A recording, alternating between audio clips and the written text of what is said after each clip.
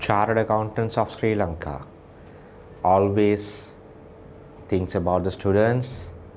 They look at the changes happening around the world, within the industry, within the profession, and adds value.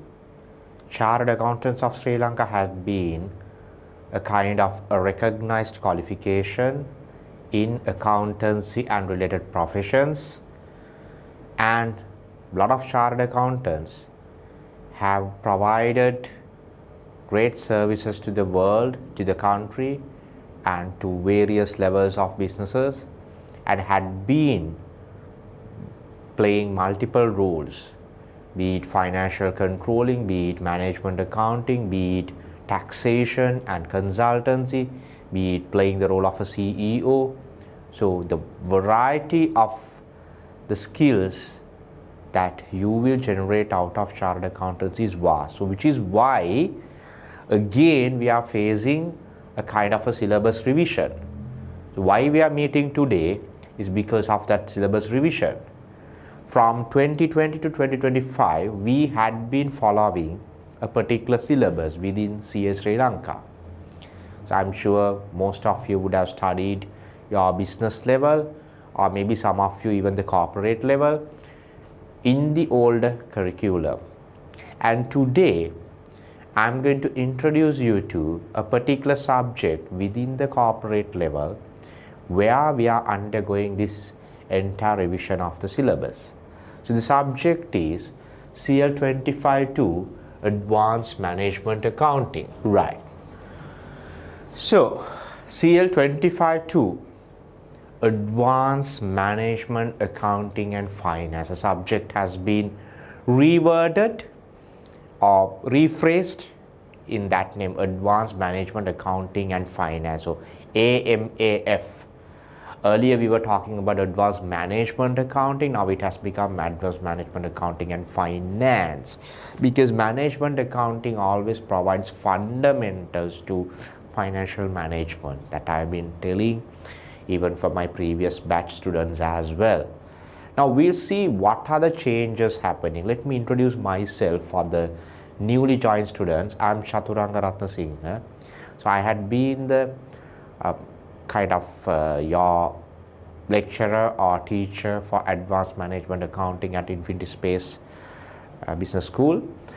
And now with the change happening, we are moving on to this new subject called Advanced Management Accounting and Finance.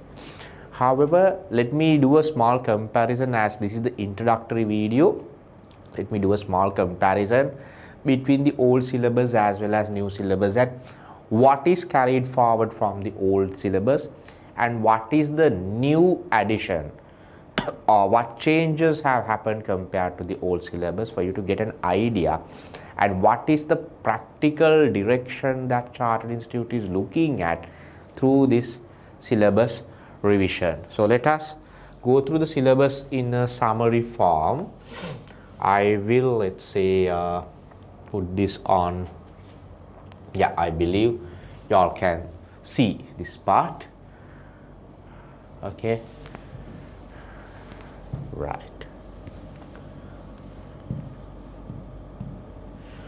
So these are the segments, or these are the main areas of the syllabus. First of all, it's called Management Accounting as a Business Strategy Enabler. What is the role of the management accountant? How can management accounting function can be defined as a business strategy enabler? So we'll go through these areas in detail a little bit, but let me touch upon a few things like certain aspects that you studied as modern management accounting under the old syllabus are also included here, but we'll go through in detail what is new. What is new we will be going through. So the percentage or the weightage in the syllabus is only 10% there, right? 10% allocation. Then we have advanced standard costing and budgeting, which is like the heart of management accounting. I always say standard costing and budgeting. It was there even in the old syllabus. The old syllabus, if you take the cost management and this part carried 20%. Now it has come down to 10%, and certain areas have been eliminated. Certain areas they are not going in detail. Maybe certain things have been taken to the business level, or it's not. So it's the weightage is reduced in the first part. The second part, advanced standard costing and budgeting, 15%. Earlier we had a syllabus percentage of 25% for standard costing, budgeting and balance scorecard and beyond budgeting, those aspects. Now it's reduced to 15% advanced standard costing and budgeting. Then performance management for business strategy development and implementation. So in terms of performance management aspects, the KPI aspects, certain elements are there, 10%. So certain things under cost management, as you will find here, we'll go through what are the areas in detail. That is 10% of the syllabus. Responsibility accounting, 10%, where you talk about the transfer pricing and divisional management and all this stuff. Responsibility accounting comes under 10%. Working capital management, earlier the syllabus weightage was only 10%, now it has been increased to 20%. So weightage on working capital management has been increased under the new curriculum. Capital budgeting decisions, it's mostly into project evaluation and related areas, sensitivity analysis, NPV, IRR and those aspects. Capital budgeting, capital rationing and different limiting factors being applied into project evaluation.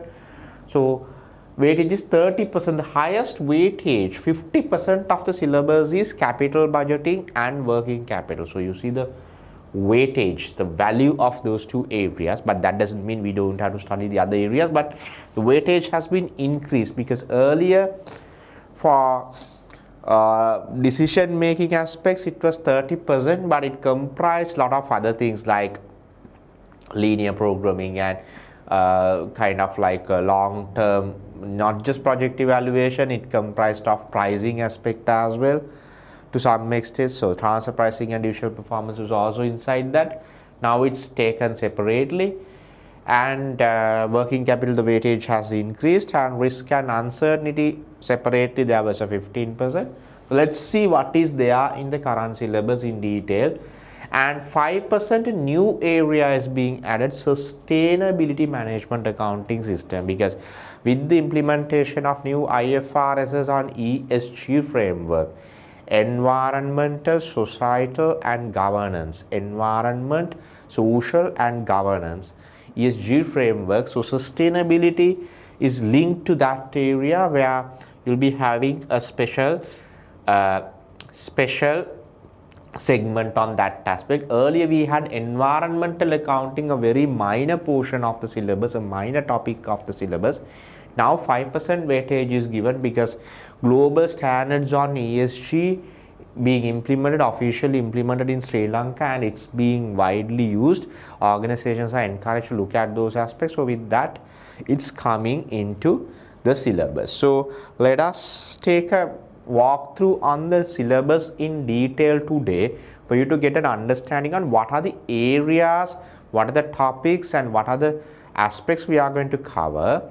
So I'll be covering all these sections. However, I'm going to get some assistance on certain practical areas, on certain areas relevant for data analytics and all this stuff, and maybe even ESG. Some experts sessions might be included in the syllabus in the set of videos that you are going to watch, but mainly I'll be covering them. But wherever you need additional support from an expert, we'll be taking that into account and we'll be arranging your course in that way.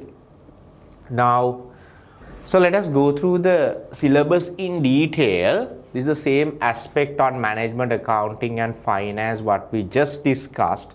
Same thing that I showed you earlier on the syllabus, right? The percentages and everything. So we'll look at A, B, C, D, E, F, G. So there are 7 main segments, different weightages.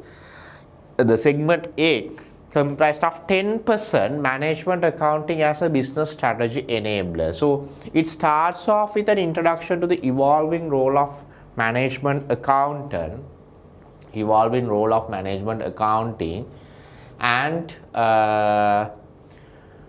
analyze the, so that aspect where the role of the management accountant, on that aspect there will be a small introduction at the beginning, and we'll be moving on to some familiar areas if you have studied management accounting before. But for the new students who are coming from business level straight away, most of these areas may be new, so I'll be explaining them as we go on with the lesson, so don't worry. Today what I'm doing is just touching upon and letting you know that these areas are there. There is an area called this, but if you don't know about it, don't worry, right? So you'll be learning, you'll be having enough of videos to go through all these areas and get an understanding. And plus we'll be covering, for some of these areas that are continuing from the old syllabus, we can use the past paper questions, we can use the model questions, we can use the references that we had been using for those areas. But I will highlight on a few areas newly added to the syllabus. We do not have any past papers on those areas, so we'll be providing you some model questions, and once the model papers are out, we can go through them and we'll get some model question and answer discussions towards the end after going through the entire syllabus. So my plan is to basically try and cover these areas by mid-April. So we are starting off now, so and by let's say end of March or latest by mid-April, we'll be covering all the theories, and the remaining time we can use for more discussions on question and answers. We'll be having a few live sessions where you can interact with us, you can interact with me, you can ask questions from me directly, and there will be a Telegram group available assigned for this batch, and you can interact with me, you can ask any questions, or you can let the management know if you have any clarification, so I can immediately respond in the Telegram group. If not, I'll be covering up with the next video that I'm going to do, or maybe we can have a live session and cover up those aspects as well. So there will be live sessions for certain question and answer discussions and interaction sessions where if you all have any doubts to clarify, but mostly it will be, the theory will be based on the recorded videos where you can watch them any number of times. Once you get registered, you can watch these videos any number of times, infinite, until the exam is over, because and there will be minimum data cost, so the management will make you aware on that. The data is free through Dialog, so that arrangement is also there. How like you won't be able to download the videos, but you can watch the videos any number of times. So it's like not just like a live class where you just listen to the lecturer, listen to the teacher and go home, then you try to memorize based on what you have noted down, but sometimes you may forget certain things. But here you have the chance of going through them again and again and again. You can go through these videos even while you are traveling in a bus or a train or a public transport or any other transport that you are doing while on your way to your university or your workplace or your audit firm or wherever, and coming back as well at your convenience. If you are a late night study person, you can watch these videos at that time. If you are an early morning person, then you can watch the videos at that time. Likewise, while watching the videos, you can take your own notes. I'll be giving you additional tutorials and notes, but however certain things we might have to work out, certain questions we might have to work out, so you can do them with me. Likewise, it will be a journey, so I'll come to that part later. So let me explain. Some of these areas were already there in the older curriculum, no problem, we can continue. Activity-based management, which is based on activity-based accounting, it's the activity-based accounting is not specified, but activity-based management there means we need to know what is activity-based accounting, and based on that the management is done. Business process reengineering had been there, a minor segment, but like we need to know what is business process reengineering. Life cycle costing and target costing, and their effectiveness in optimizing business processes. So these are called modern management accounting techniques. Modern management accounting techniques. Activity-based management, ABA, BPR, business process engineering, life cycle costing, target costing. So that's one area. Examine the application of technical continuous improvement. Techniques related to continuous improvement, that includes Kaizen costing, a Japanese term, Kaizen costing. Kaizen costing is sometimes linked with life cycle and target costing as well, but it's continuous improvement. Japanese word for continuous improvement, Kaizen. Learning curve models, which was already there, JIT principles. So all these sections that I am highlighting here were there in the previous syllabus also. So we do have past papers and historical questions for us to go through. That is the advantage, right? So approach can be slightly different, but the questions are still valid for us to practice and understand the theory. Examine advanced management accounting techniques. Examine advanced management accounting techniques, including throughput and backflush accounting, to facilitate quicker strategic adjustments and improve financial performance. Quicker strategic adjustments and improve financial performance. Right, so throughput accounting and backflush accounting. Throughput accounting was a major area in the previous syllabus, and backflush accounting was also there to some extent. So those two areas are continuing. Data related developments in now here under this new syllabus, a lot of attention is given to the practical aspect of data analytics and data management. So that aspect. Now earlier under the previous syllabus we had an area called big data. That was a small percentage of the syllabus. So big data, we are talking about how large data are being managed and all. But you know, the world is changing. We are into an era with artificial intelligence, AI. We are talking about analytics. So these have become vital skills that even other professions have to develop, especially in the finance profession. We need to develop our analytics skills and how to manage data, at least the basic. Now data analytics is another, data science is another specialization. So there are people who are specialized on those areas. So we'll be getting one such person for you to explain the data analytics and data management and that part, the basic theory, and with that how you apply that to management accounting, I can guide you. Because even we are in the profession, we are in the finance profession, our expertise may not be on data management, data science and data analytics. So that guidance is required, and certain things that are developed there, the knowledge is required. You yourself, being financial professions, can improve certain skills on data management and data analytics, and even using certain models or softwares that they are using.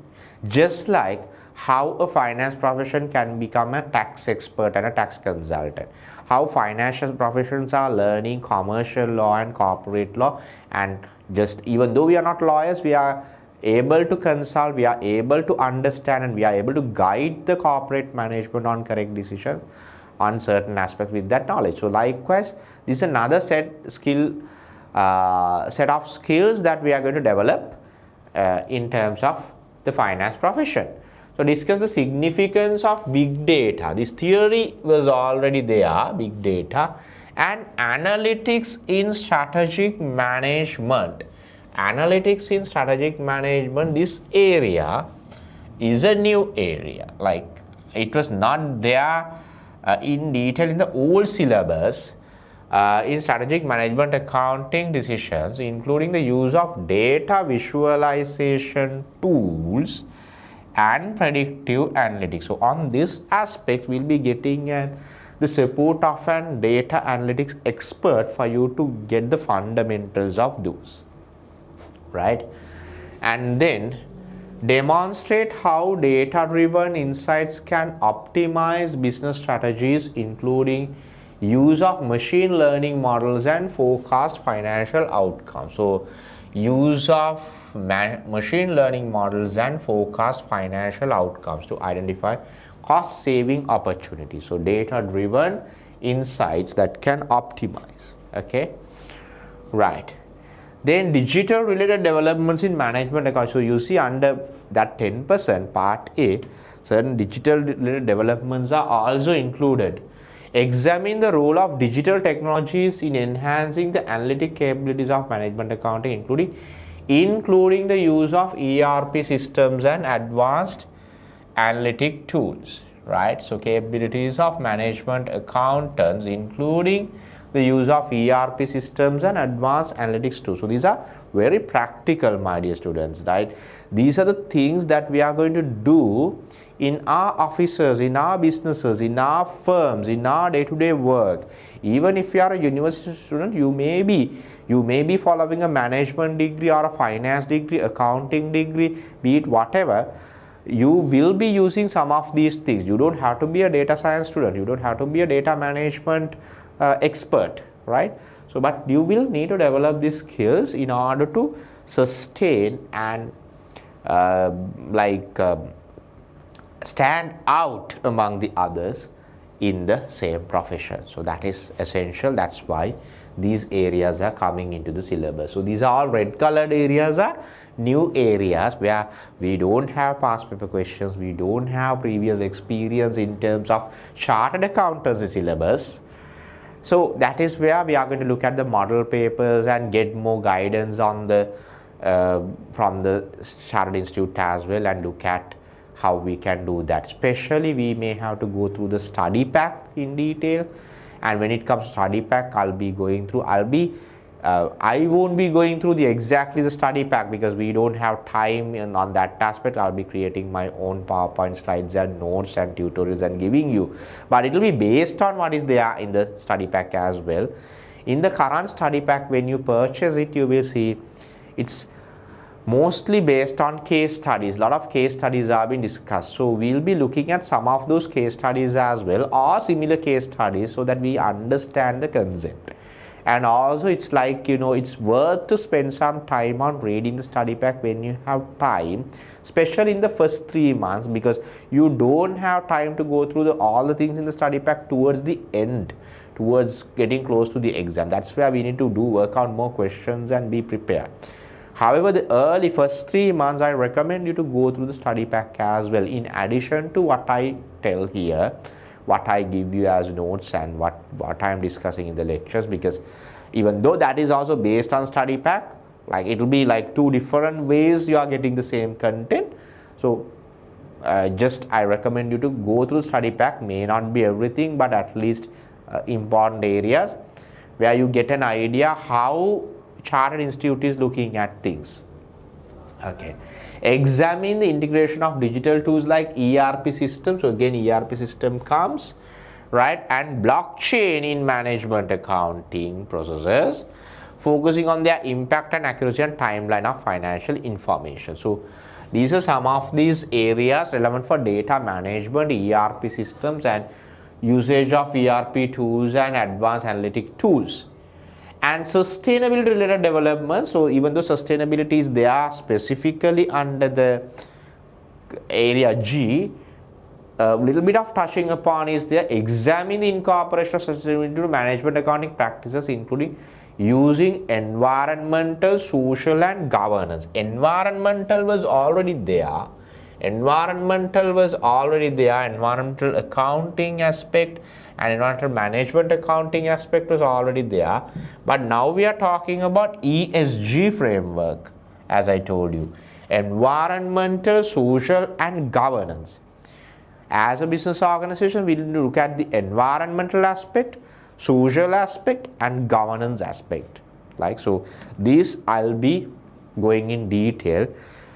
Chapter G area, the 7th section goes into detail, but here this is the fundamentals relevant for the role of management accountant is being touched upon here, right?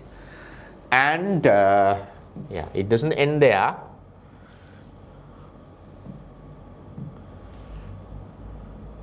Discuss how Management accounting can influence corporate sustainability strategies and reporting, including developing and integrating sustainability measures and reports into annual financial reports. So, an overview of sustainability, how sustainability is taken into in financial reports. I'll be showing you certain financial reports, especially the ones who are being like forwarded or ones who are being prepared, like following all these criteria as per the guidelines issued by CASriLanka and SEC, the stock exchange, and all these aspects.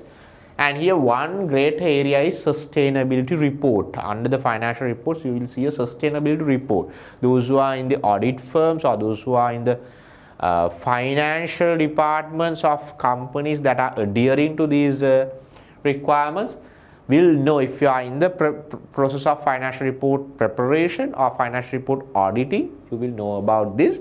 But even if you don't know, that's fine. I'll be guiding you on exactly what is there. So I'll be discussing some examples relevant for financial reporting, how this sustainability report is prepared, and what are the components of that essential components we will go through, right? Then we are moving on to 15% advanced standard costing and budgeting. So examine the different approaches of budgeting. These were already there in the syllabus, right? Different budgeting approaches, including incremental budgeting, zero-based budgeting, activity-based budgeting, program planning and rolling, and Kaizen budgeting. So Kaizen budgeting was not there earlier that much. Now it is coming up. But other areas were there: incremental budgeting, zero-based budgeting. Kaizen budgeting is like continuous improvement. It was there as a different one, like flexible and flex budget kind of, and that we were discussing. Like it's like continuously improving. Activity-based costing based budgeting, activity-based budgeting, program planning and rolling budgets, right? So all those things were there. So we'll be going through them as well, right? Then we move on to explore the principles of beyond budgeting, which was already there in the previous syllabus. Beyond budgeting, include its process and leadership principles and practical applications, and discuss the challenges associated with implementation. So that was already there. So we'll be continuing to learn the same area. Compare and contrast the traditional form of budgeting with the better budgeting and beyond budgeting approach. So comparison with better budgeting and beyond budgeting approaches.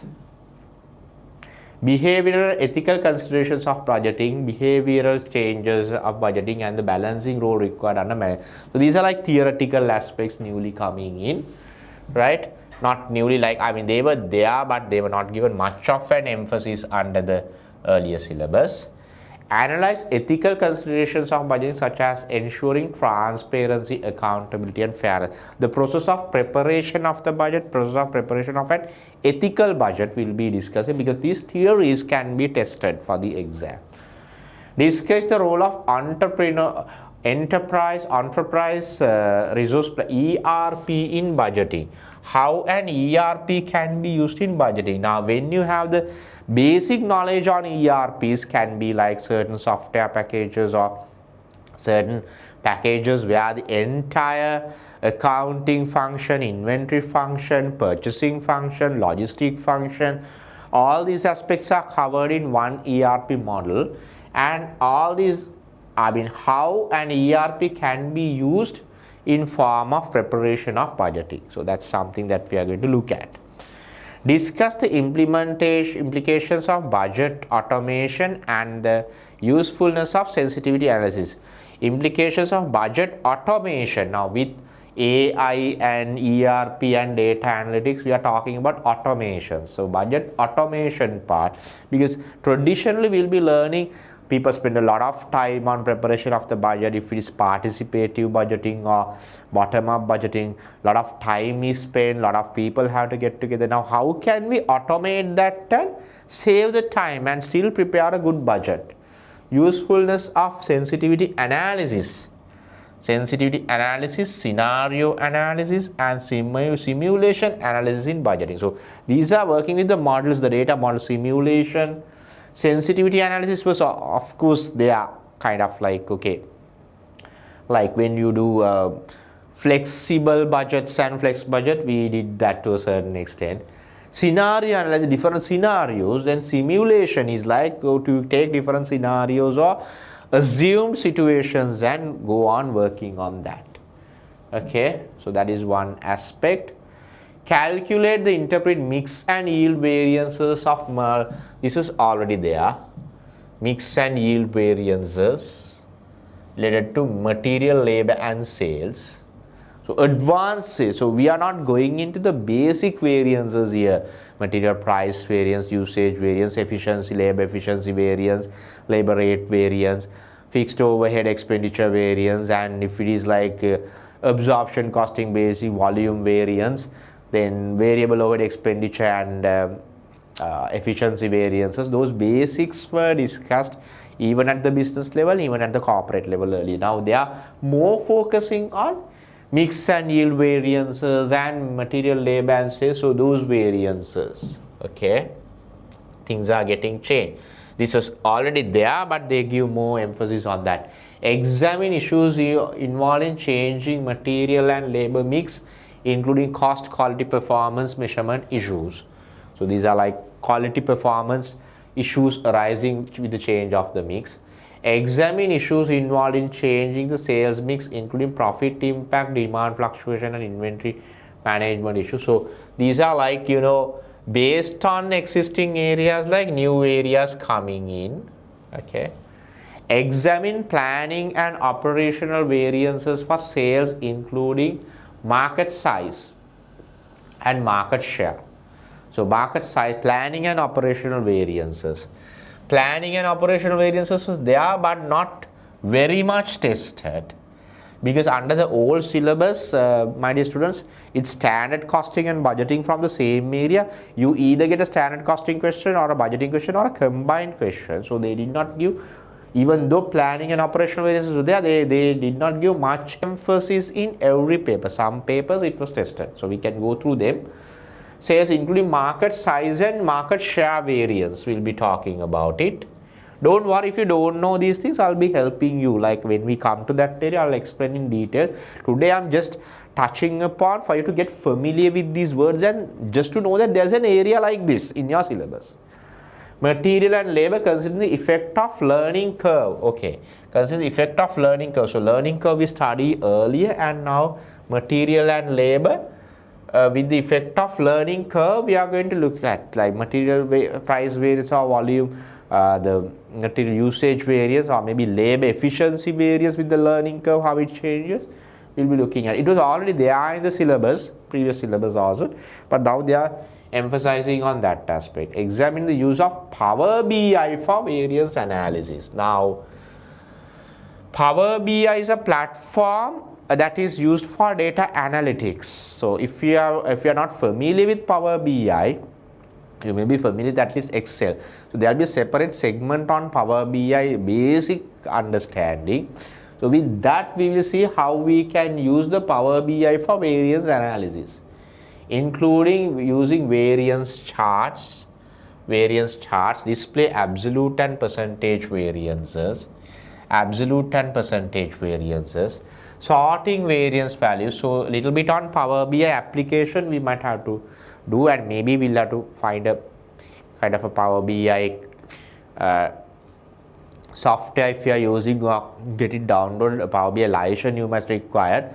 You may not want to develop a Power BI model, but at least get to know how you do that. Like a lot of videos are there, YouTube videos are there. There are tutorials on that aspect you can watch, but we'll be also giving you guidance on the basics required for you to like answer the paper. But when you are really going on working, you need to develop these skills. The organizations will have their own Power BI licenses, so we will have to get them, and as users we'll have to learn how to use that. So how can we use Power BI? It's a data analytic tool being used, like an advanced version of Excel. If you don't know, you can just see. Absolute and percentage variance, sorting variance or percentages, and using drill down, drill up and drill across navigation. Use drill down, drill up and drill across navigation. So I'm sorry, these have to go in red color. I'll highlight in red color because these are like new areas. Absolute and percentage variances, sorting variance values or percentages, drill down, drill up and drill across navigation. So we'll have to learn them. Discuss the behavioral and ethical issues resulting from using standard costing principles in rapidly changing environments. Standard costing principles in rapidly changing environment. Standard costing principles in rapidly changing environment, including the applications and issues related to concepts such as McDonaldization.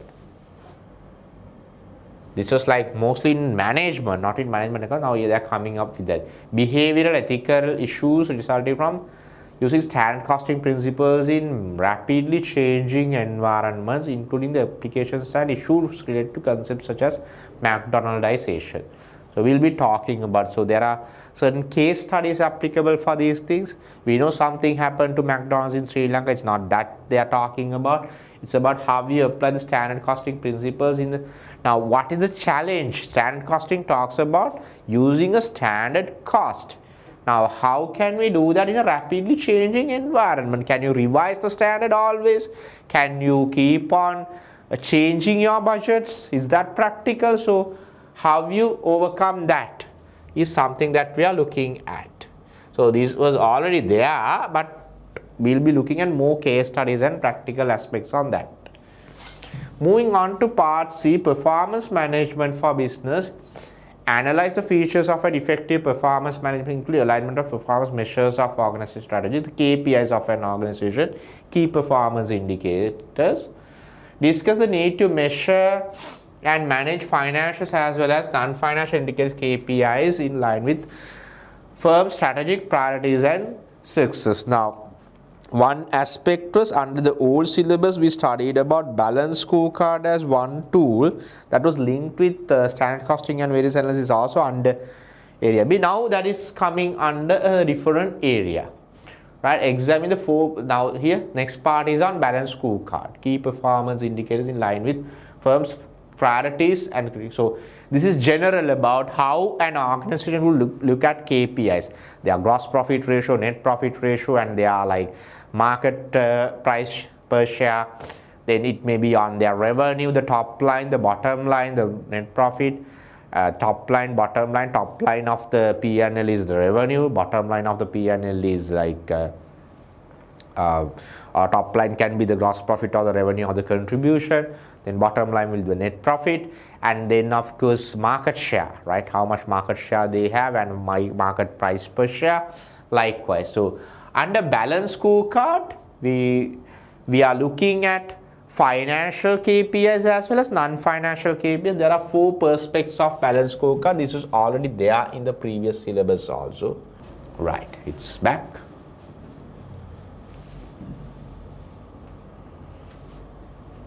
Right. This is already there in the previous syllabus also. 4 perspectives of balance scorecard. BSc stands for balance scorecard. Discuss the importance of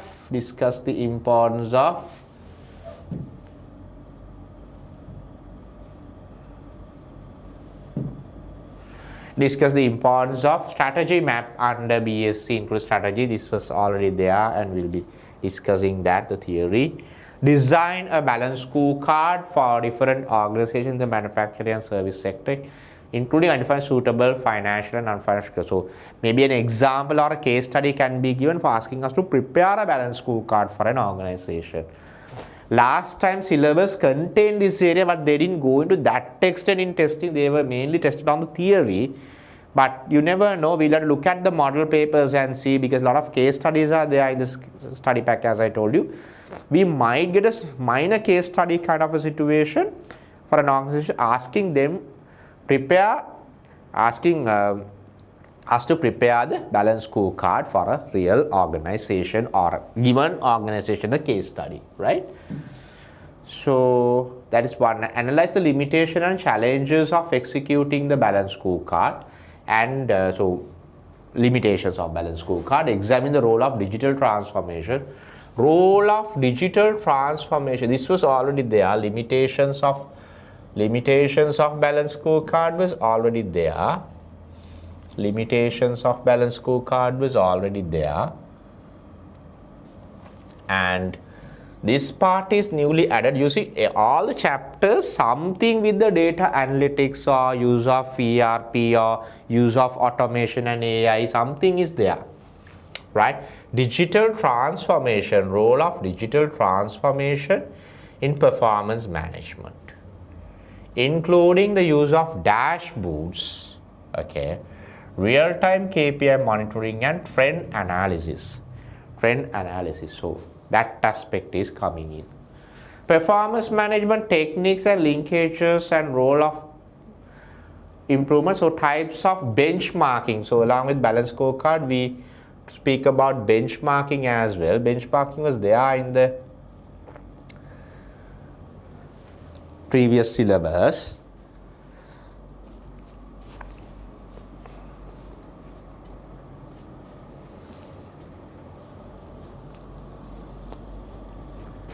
Okay, it's back.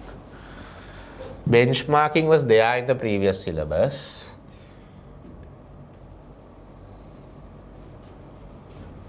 I'll just use one color from here after. I'll just put a kind of an asterisk or something if it is a new area, because the data load may be high. Examine the linkages between customer and product profitability analysis, activity-based costing and activity-based management. Again, it comes here. Now, since even though you get activity-based costing and linkage between customer and product profitability analysis, customer or product profitability analysis, okay, we learn about under balance scorecard, we learn about customer profitability, and product profitability anyway we are learning under costing. So with that, how it is linked to activity-based costing, activity-based management. So now this part, my dear, I'll be covering activity-based costing and activity-based management together, just to cover all these aspects. Like, I mean, even though in the syllabus you have it under section A and again section B, you have the activity-based budgeting. With the budgeting, I'll be explaining that. And here again in chapter C, I'll be covering this activity-based costing aspect in one go, so that it's easy for you, right? Then responsibility accounting, the chapter D, where let me check the weightage. Weightage allocated was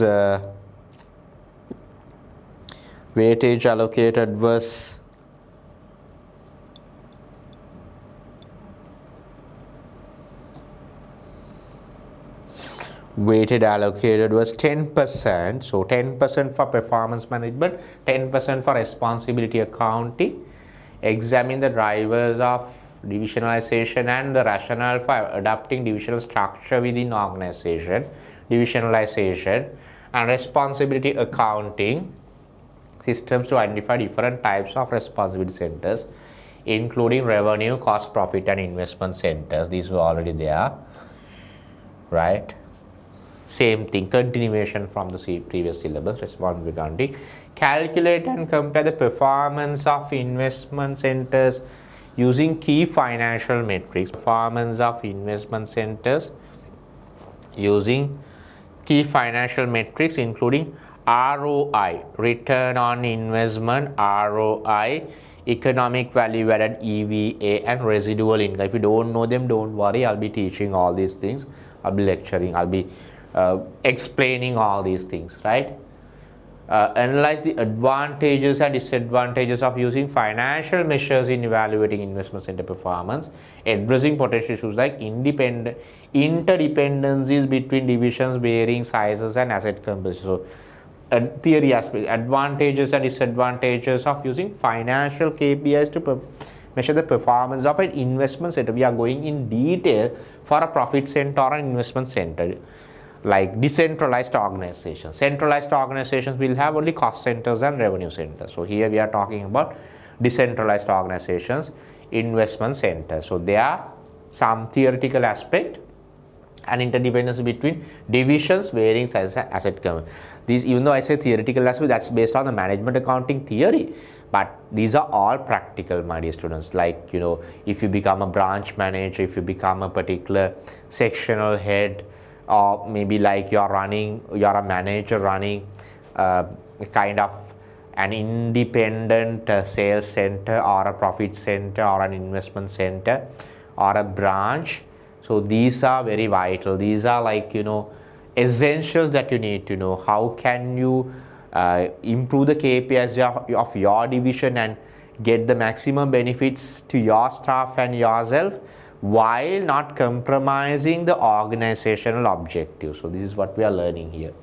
Analyze the advantages and disadvantages using financial measures in evaluating investment center performance, addressing potential issues like interdependencies between divisions, varying sizes, and asset compositions. Okay. Right. Then discuss the design and compensation of incentive systems, design of compensation and incentive systems. Compensation and incentive system. So these are, we have a great deal of past paper questions also relevant for these areas. Focusing on ensuring fairness, sustainability, goal congruence, very important. Fairness, sustainability, goal congruence, and avoiding conflicts of interest. So this part we have been covering even in the previous syllabus. So we'll be covering with questions under the new syllabus as well. Benefits and challenges. So these are areas where you will have enough questions for you to try. Like I usually recommend people to access from 2015 the papers, but 2015 may be a bit old now. Like we are in 2025, 2026 we are moving into. So with that, basically maybe definitely from 2020 onwards, but maybe I'm looking at certain papers like 2017, 18, 19 as well, wherever applicable, not all the questions, but whatever applicable to us, whatever applicable to the current syllabus, we'll be going to discuss likely objectives behind setting transfer pricing. Transfer pricing is very important. Before knowing transfer pricing, you need to know pricing, but pricing even under the previous syllabus was categorized under different area. So I may not go in the same order explained here, but all these areas will be covering, right? So transfer pricing you need to know. Along with transfer pricing, you can understand what happens between divisions and what conflicts can happen, how they can improve their KPIs and so on. Aligning incentives and facilitating divisional autonomy. Facilitating divisional autonomy, okay. Like a profit center or investment center manager can make his or her own decisions, subject to the fact that you are not creating a loss for the organization based on what you do, right? So that's something. Compare various transfer pricing methods, exploring the difference of market-based, cost-based, including marginal, full, dual, market-based transfer pricing, cost-based transfer pricing, right? Marginal cost, full cost, dual transfer pricing and two-part, okay, dual transfer pricing and two-part, opportunity cost-based and negotiated methods. So all these methods we'll be looking at. Okay.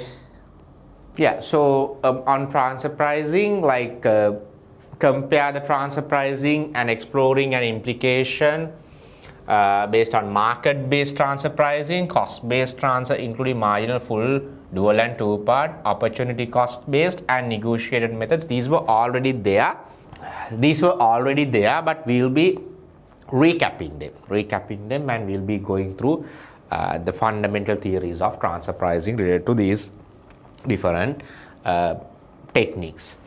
Analyze the potential impacts on transfer pricing on divisional performance measurement and decision making, assessing how different transfer pricing methods can influence financial results and strategic choices. How different transfer pricing methods can influence financial results and strategic choices.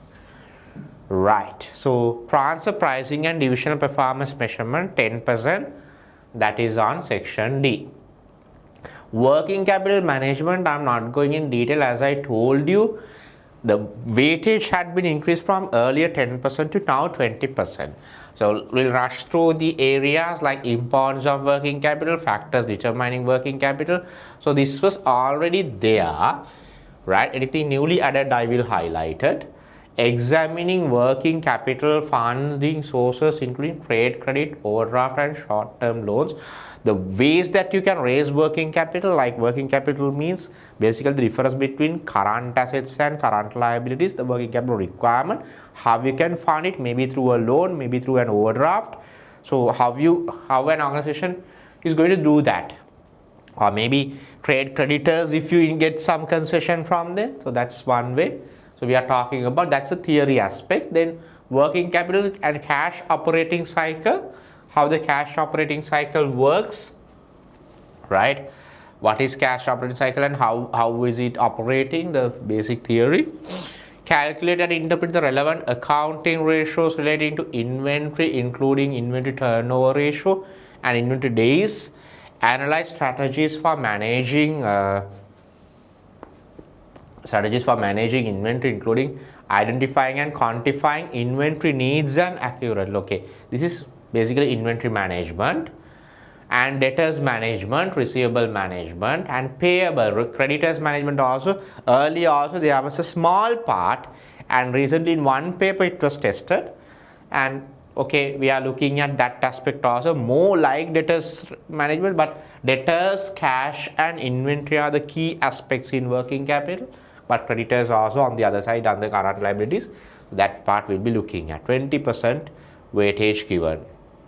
Also we get analyze strategies for management accounting payables. So now they are going a bit detail on that, how strategies can be used to analyze management accounting, managing accounts payables, smaller suppliers, number of suppliers. Okay, managing cash, including and interpret relevant accounting ratios related to cash. Relevant accounting ratios related to cash. Calculate and interpret relevant accounting ratios relating to cash, including liquidity, quick and super quick cash ratios.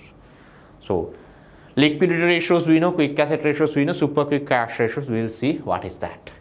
Analyze strategies for managing cash, including when I say we know, like some of you may not know it, don't worry. Yeah? If you are newly studying these things for the first time, what I'm telling is financial accounting, you study about certain aspects like cash ratios, maybe, I'm not too sure, liquidity ratios, current asset to current liability, current ratio, then quick asset ratio, acid test ratio, current assets minus stocks divided by current liabilities.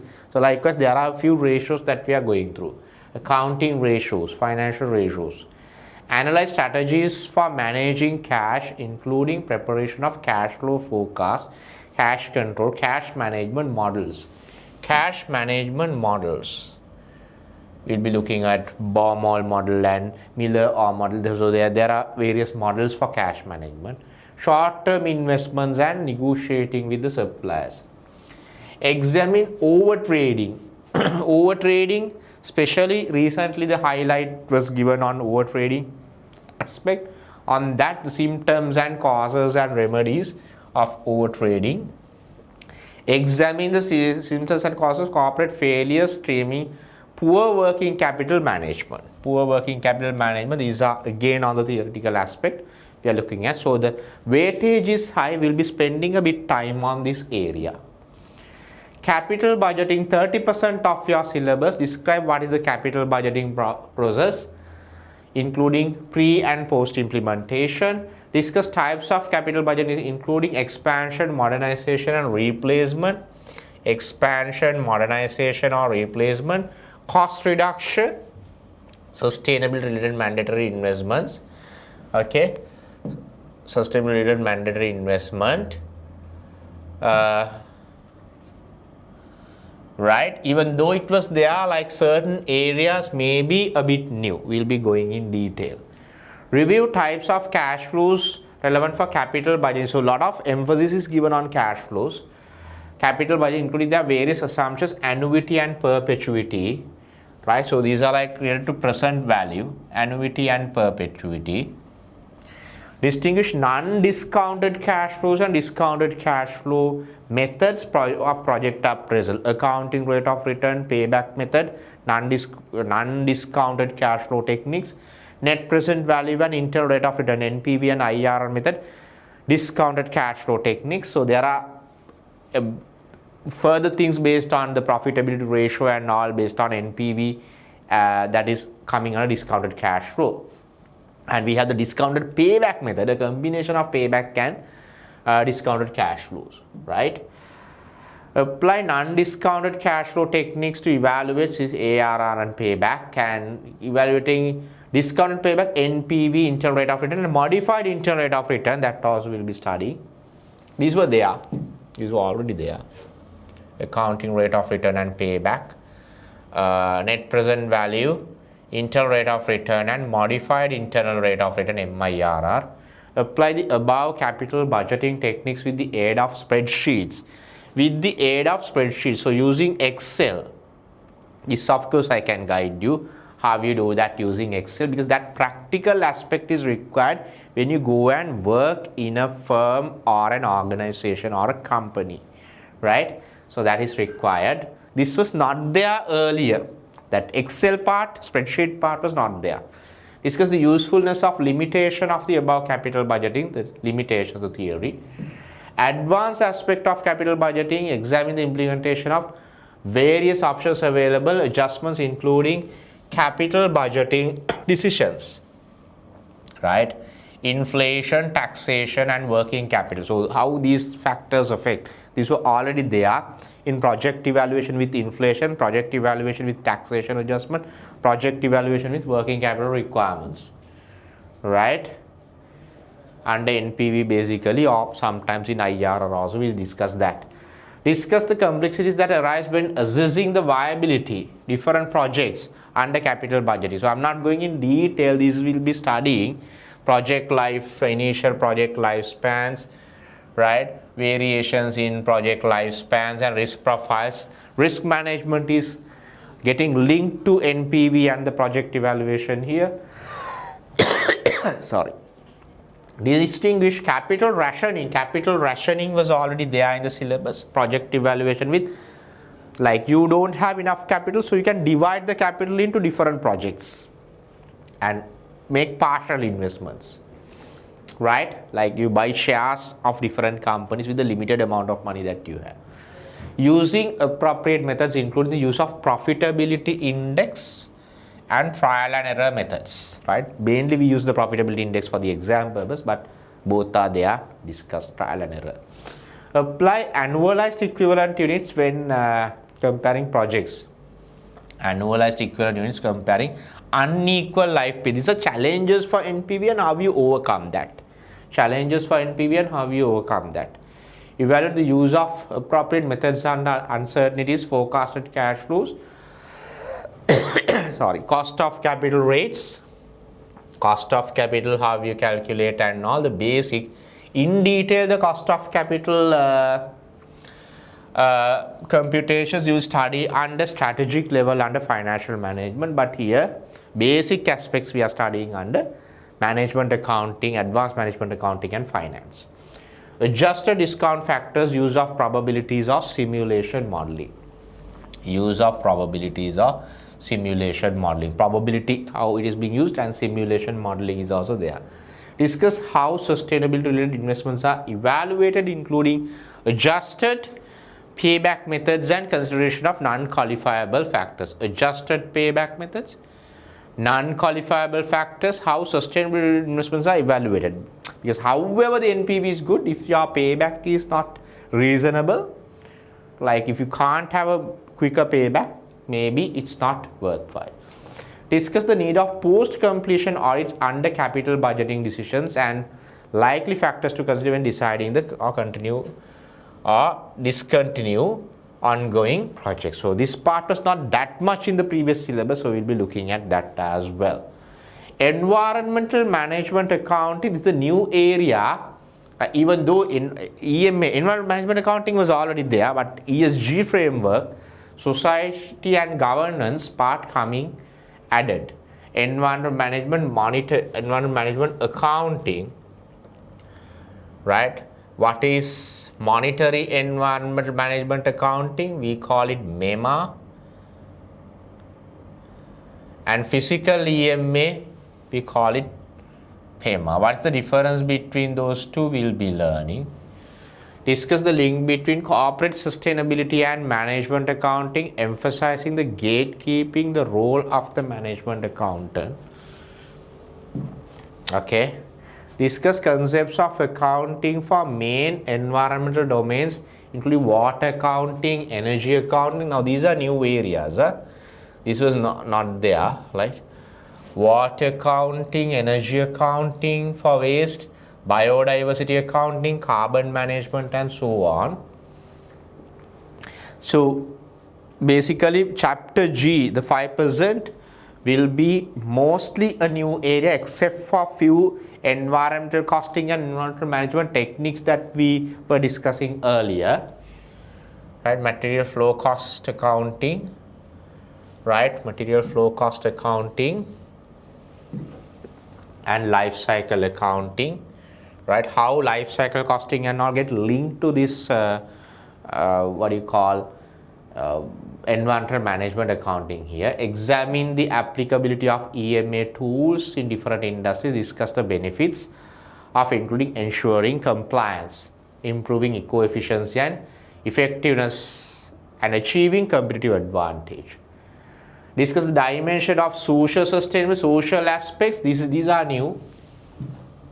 This entire area is new, so I'm not going to underline everything, right? So social audits and all, so it is there to some extent, but we'll be going in detail on ESG framework under the new curriculum. Social audits and social licenses. Yeah, so that aspect, ESG and governance aspect mostly come under auditing, so environmental social part is there. So now I'll be mainly taking you all through on all these theories and the relevant questions, the past papers, the model questions, and what is required for to get ready for the exam. But we'll be getting you expertise from data analytics, especially on Power BI model and use of these ERP systems and the data analytics, and also on ESG framework, the experts on those areas for you to get further details, further knowledge on those aspects.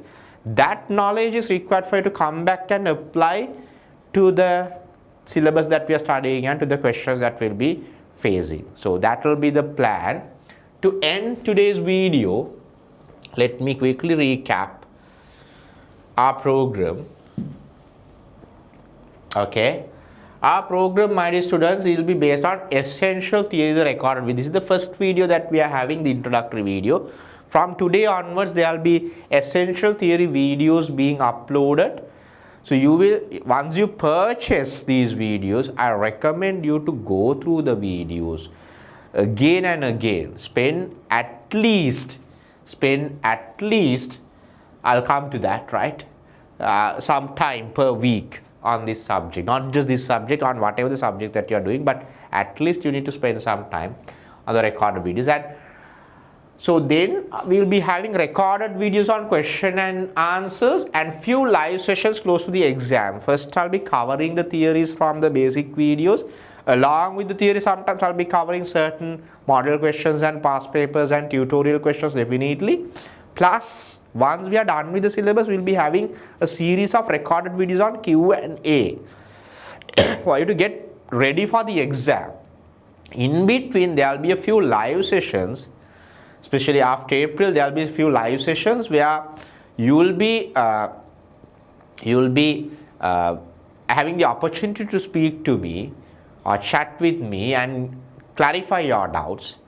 If there is a serious requirement, if you post your request in Telegram or let the management know, even I can have a live session even beforehand if there's a serious requirement. But once we cover the theories, definitely we'll be having a couple of live sessions for you to clarify your doubts. This is in addition to the recorded videos on Q&A. So as theory students, you will be having access to all these theories once you purchase.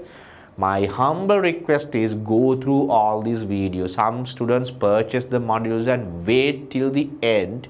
Don't do that because you won't have enough time, right? At least as soon as the videos are uploaded, go through it once or twice, take down the notes. If you have any questions, please talk to me. Please post them on the Telegram group. I'll be responding, right? If that is something difficult to respond shortly, I'll have a separate video on that and cover that part. But towards the end, last couple of months, we'll be having a few live sessions and recorded questions and answers where you will get further tools required to be equipped to go and face the exam, right? Question bank discussion covering applicable past papers. Not all the past paper questions are applicable, whatever the applicable past papers we'll be looking at, because certain areas are removed now, right? Certain areas, most of the areas are still there, plus additional areas have come in on practical aspect, but certain areas are no longer there. So we didn't see limiting factor analysis. Maybe at the business level they'll be talking about linear programming, we don't see, right? And then along with that, certain other areas have been removed, like even this CVP analysis, break-even analysis, not much being tested. That's going on to the business level, right? Revision of all theory will with practical examples. Revision of all theory with practical examples and case studies depicted in study. So study pack contains a lot of case studies. I'm not going through all of them, but the important ones or similar ones I'll be taking and discussing along with the theory discussions. And model question discussion, mock paper towards the end, or once the Chartered Institute provides us a model paper, we can do questions based on that, and I'll be also preparing a model paper probably and giving to you, or maybe we'll take time, one live session we'll go through a model paper. Okay, so what me as the lecturer can give you is maybe 40%, 50%, maximum 60%, right? I would say 40% from my end, 60% is with you. How can you do that? Allocate minimum 7 hours per week. Usually I say 10 hours, but initially I say 7 hours. Close to the exam, it can be 10 or even more, right? I know you may not be doing only this subject, but for this subject, you need to spend enough time. Not just this subject, all subjects you have a plan. Plan your week. On Monday, I'm going to study this, Tuesday, this, Thursday, this, Wednesday, this, likewise, Saturday, Sunday, what I'm going to do. The advantage is your Saturdays and Sundays are not occupied by the lecturers or classes. The live sessions will happen close to the exam only, but that's also for a limited time. It can be on a weekday evening, it can be on a weekend. Still, the videos are uploaded. You can go to the videos at any convenient time for you, but make sure that you cover the week's work within the week. You have your own plan, have your own flexibility. You know your work schedules. Sometimes you may be working late, sometimes audit firms you may be having deadlines, sometimes universities you may be having other exams and courseworks and assignment submissions. So plan accordingly and spend time on this as well, right? So that's my humble request. Studying theory and case studies, watching the recorded videos, practicing questions and attending live sessions. So if you do these things, if you work hard, definitely the results will be there. I am there to guide you, but I need support from you. My just guidance and my one-way communication won't work. You yourself have to do work and you have to communicate if anything is not clear, and let me know where you need further support. So if I get that support, we can make sure that you will pass the exam by June 2026. So that should be our ultimate target. So thank you so much for listening to this video, watching this video, and today onwards we'll have a determination to work hard, go through all the theories that I share, work then and there, and have your plan. Don't wait till the last moment to go through the theories. As soon as we cover the theories, we'll be having a short break for you to absorb the theories, and then we'll be moving on to the exam preparation model with the question and answers and the live sessions. So seeing you and wishing you all the best on the very first day. Looking forward to see you right throughout this course, and make sure you get through this subject and move on to the strategic level as a confident student. And it's not just passing the exam, my dear students, it's grabbing this knowledge, gaining this knowledge, learning and having this experience, applying it in your professional work and the personal work, and the professional competence that you develop is vital through following this course. So on that aspect, this is totally practical, and we have a practical set of lecturers coming and guiding you.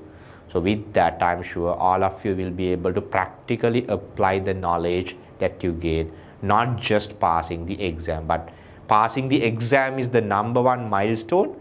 Then you need to be able to apply that knowledge in your work.